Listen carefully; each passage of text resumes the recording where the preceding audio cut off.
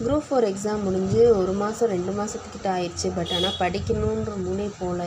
ஏன்னே எனக்கு தெரியலை. நானும் படிக்கணும் ட்ரை பண்ணேன், படிக்கலை. இன்றைக்கி தான் குரூப் 2க்கே நான் அப்ளை பண்ணிட்டு வந்திருக்கேன். ஸோ இன்னிலேருந்து ஒரு டைம் டேபிள் போட்டிருக்கேன்.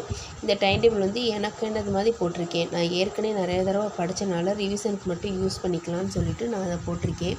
ஸோ இந்த பாருங்கள், இதான் வந்து நான் போட்ட டைம் டேபிள். இது வந்து எனக்கு வந்து கரெக்டாக இருக்கிற மாதிரி நான் போட்டிருக்கேன்.